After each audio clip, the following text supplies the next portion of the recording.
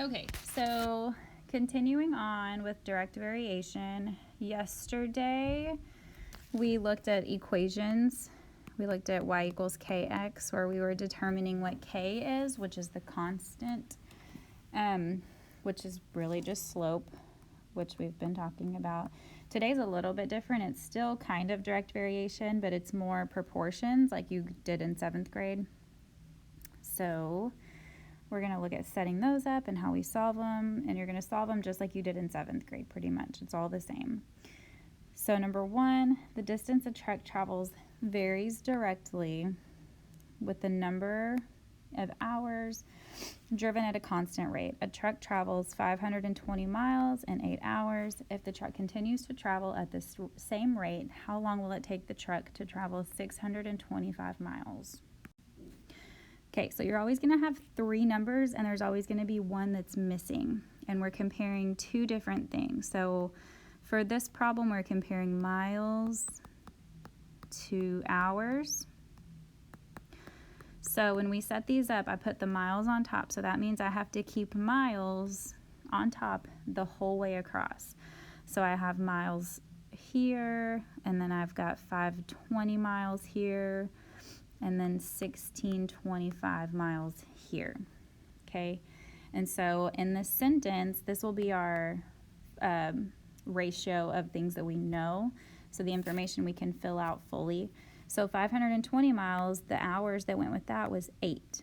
They're in the same sentence, so those 2 go together, so that goes on the bottom. And then the hours for 625 miles is what we don't know. And then from there, we're going to cross multiply the 2 that we have, and you're going to divide by the lonely guy. So the one that's across from x, or across from nothing. So when we multiply across 1625 times 8, we get 13,000. And then we're going to divide that by the lonely guy. So divide that by 520. And we get 25. So that means it's 25 hours it took.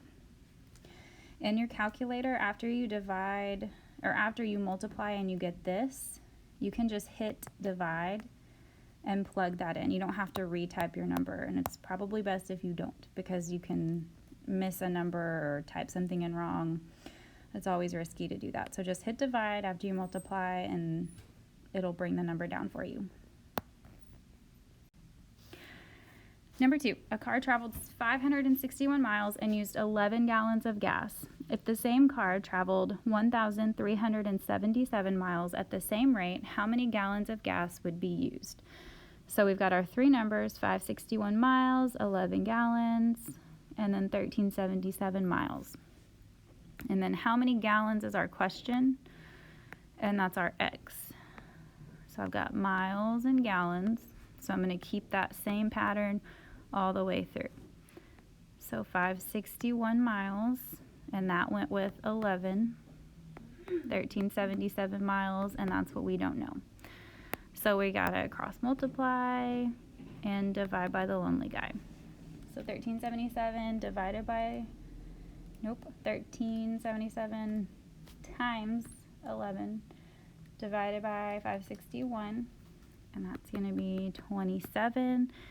And it was how many gallons? So 27 gallons. Number 3, same thing. We've got 12 hours. His paycheck was $124.20. Determine the number of hours to receive a paycheck of $455. So money on top, hours on the bottom. I'm just going to set this one up. If he got $124.20 for 12, how many hours did he have to work to earn $455?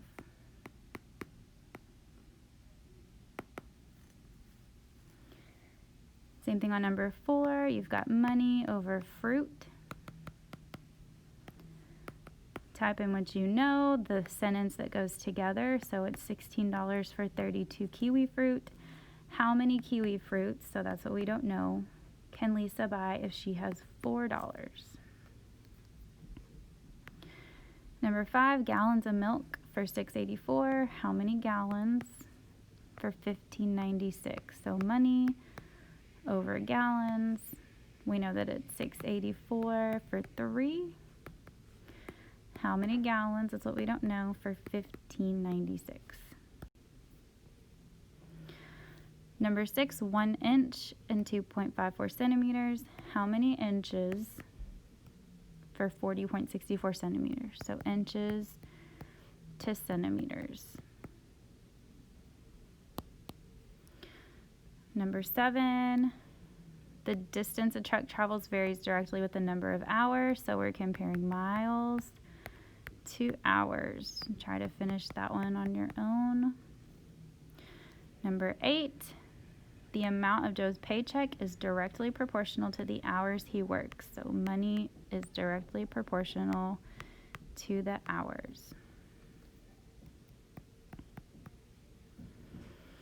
Okay, number 9, write the following tables in slope-intercept form. So that means this equation, y equals mx plus b.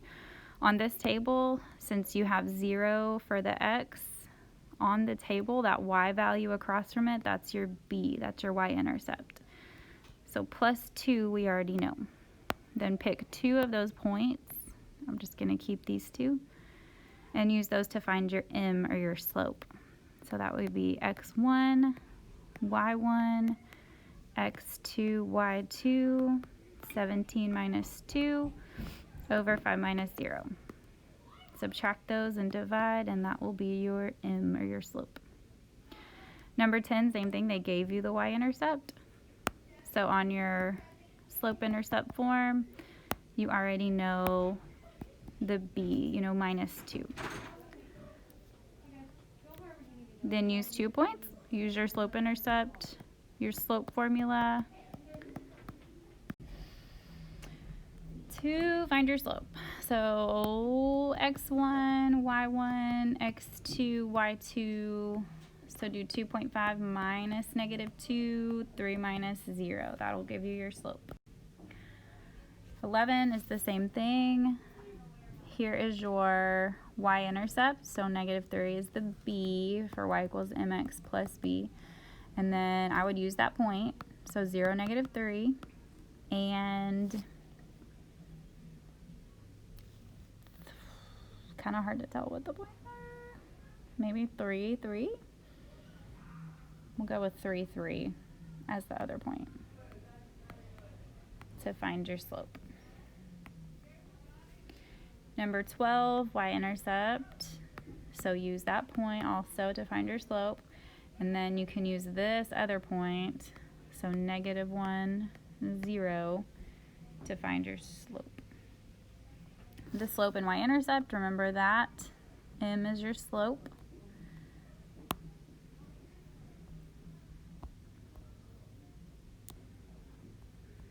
The -14 is your y-intercept, so include the negative. Same thing on 14.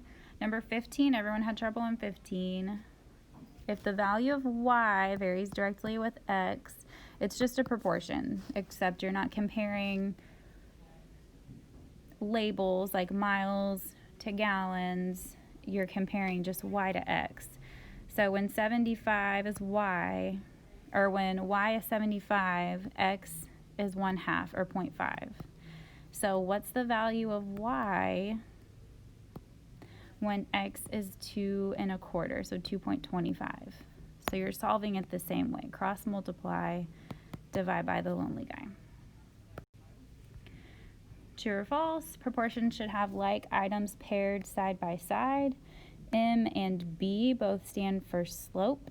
Your slope formula should have y's on the bottom. When picking points on a line, they should land exactly on a corner in the coordinate plane, so like that. To solve proportions, you divide first, then cross multiply second. So true, false, go back in the video to help you.